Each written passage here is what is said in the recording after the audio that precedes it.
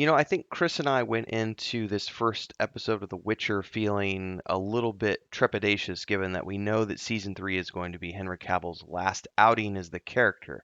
And I know that the heads of Netflix and everything else have been making the rounds, talking about how there's a canon reason that they're going to use to explain the switch between Henry Cavill's Witcher and Liam Hemsworth's Witcher as we get to season four, which of course has already been renewed for season five as well.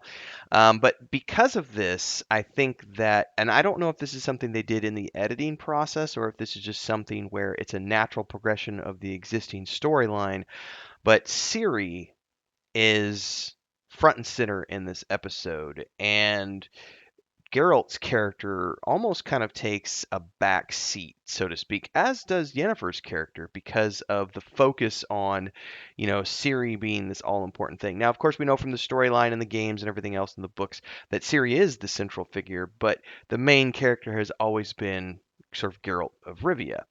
And they may be trying to push that more towards Ciri being the main character. We'll wait and see. We'll reserve judgment until I've seen the full season, but as of this first episode, that's where my mind is going. In any case, I'm not doing spoiler free, so if you need spoiler free reviews of a show, this is not the channel for you. I'm going to spoil all the things we're talking the whole episode. This is the before stuff. Everything after this, and I will give you a countdown, is going to be for those of you who have already seen the episode. So make sure you've watched it before you continue. Countdown begins now. Five, four, three, two, and go. So, we start off this episode. Essentially, Geralt, Yennefer, and Ciri are on the run. The way it was left off at the end of the last season is that the only way to truly keep Ciri safe is to keep her away from all of these people who want her for their own selfish reasons. The elves want her for this reason, this kingdom wants her for that reason, that kingdom wants her for this reason. Everybody wants her because of her elven blood and that heritage that she has. Let's not even talk about the Wild Hunt, who hasn't even showed up yet in this season, but we know it's a big thing given that they were there in the last season and we've seen the promotional material. We know they're coming back in this season. But the earliest stages of this episode are all about Yennefer and Geralt being on the run with Ciri and having to go to different places to stay ahead of the huntsman and dealing with multiple encounters along that path. Um, the episode does have an action sequence fairly early on that I feel is very rudimentary. You could definitely tell that the blades were CGI. Like, I've seen better in previous seasons of The Witcher, which led me to go, are you guys slipping a little bit? What's going on here? But then they do redeem themselves with a sword fight that happens later on in the episode where Henry Cavill gets a chance to really show off his swordplay, and it looked much better. It was much more realistic. It's a big fight. Everyone's fighting. There's lots of stuff going on.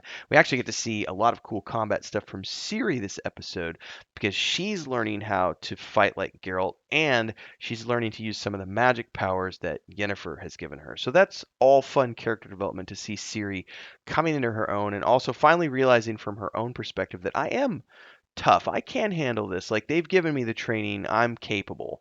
Especially, given that she understands the weight of who she is now. So she understands her responsibility to be as trained as possible. And I think that has impacted um, the show to some degree and how they're creating her character and writing her character and developing her character.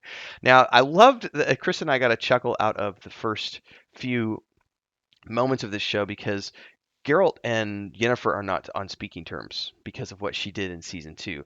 So Geralt is very much cold shouldering her. He has her there because he realizes she's the only one who can teach Ciri what she needs to know as far as magic goes, but he can't trust her.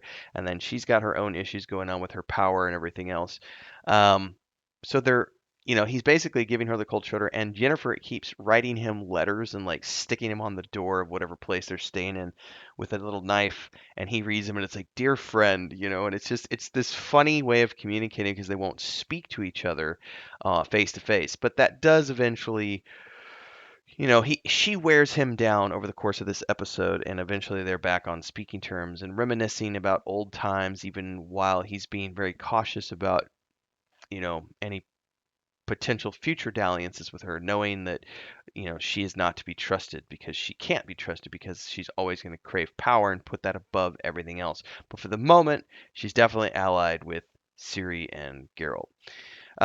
So there's lots of stuff happening here, man. I think the most complex issue with this season is going to be that everyone's trying to get to Ciri, and it remains to be seen who's going to get to her first, and who's going to, that she's going to get kidnapped or taken prisoner, or something's going to happen, and she's going to have to, unleash the full potential of who she is to get out of that situation. I would guess. Um, so for the most part, I would say there's not anything too complex going on in episode 1 of season 3 as far as storyline goes. We're just setting up the stage and saying, yep, this group is after her, that group's after her, this group is after her, that group's after her. We do get a little more, um, the fire wielding mage who's after her. We still don't see who's behind him, but Yennefer says she feels a dark presence, so somebody's definitely manipulating him. We're not quite sure who that is yet. At least I don't think they showed who that was, unless someone knows better than I do. Let me know in the comments below, by the way. Um, but Jaskier is also dealing with Dijkstra's men and the political intrigue and that country wanting to pull Ciri in.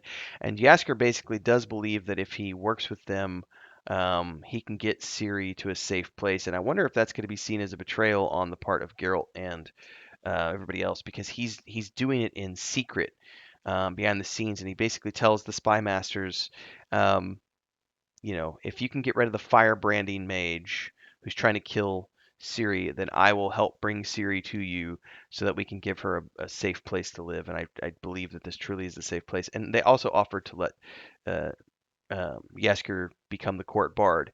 And he didn't want it at first, but then he almost dies, and it sort of changes his perspective on things. Um, so yeah, I think that for me, this was a solid first episode if, and I think this is important, if you already knew the previous 2 seasons.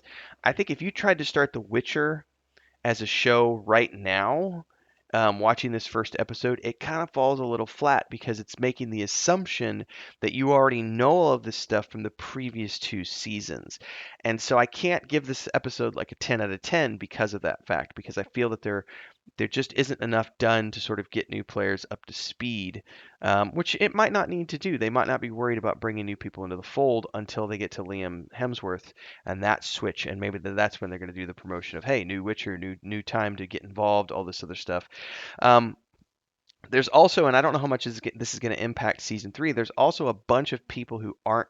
I'm one of those people who were not as passionate about watching this season as they were about previous seasons, knowing that Henry Cavill is on his way out at the end of this. I actually read a very interesting piece of press material talking to the actresses who play Ciri and Yennefer, respectively, and also the guy who plays Jaskier, saying that no one had a clue about Henry Cavill leaving until after season 3 filming had already wrapped and they were getting prepped for season 4, and it became this thing. Oh, actually, Henry's not coming back. We're going to be dealing with, Liam's. Commercial time, everyone. Huge shout out to the Guild Champions, who are our highest tiered membership here on YouTube. We've got Bubbleonia, Ancient Entity, Crazy's Relative, Remedy. Thanks so much for your support here on the channel. And of course, to all of our members who help keep me full time here on YouTube.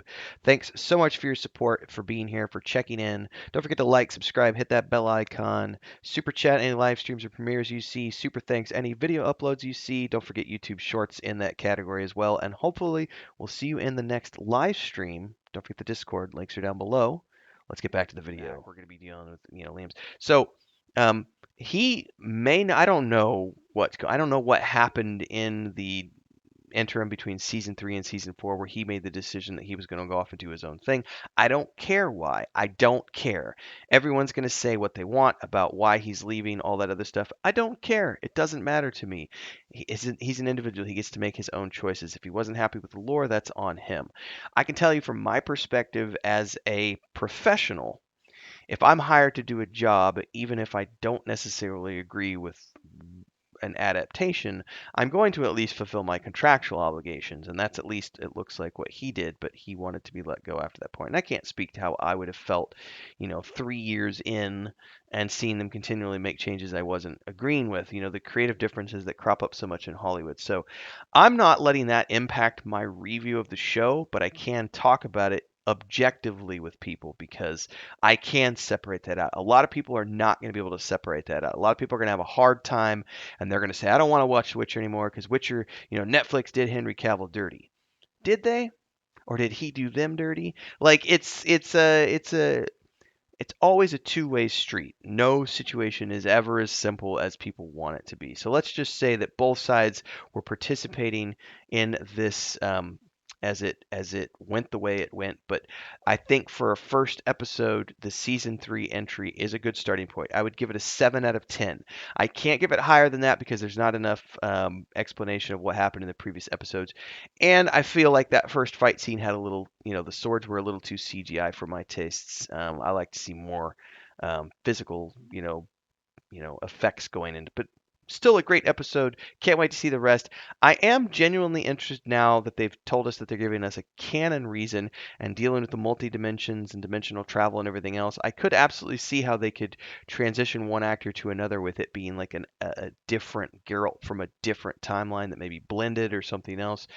Don't really care how they're going to make it happen. It's intriguing. I'll Previously I wasn't that interested, but now I kind of am to see how it goes and seeing how this plays out. So I'm looking forward to season 3. I don't know why they split it up into 2 parts, but it is what it is. We've got 5 parts now. Chris and I are getting deeper into this now. We'll expect to see more reviews coming out from me on season 3. So make sure to like, subscribe, and hit that bell icon so you never miss an update. Love to hear your thoughts on episode 1. Drop them down in the comments below, and I'll see everybody in the next episode. Until then, stay safe. Happy viewing.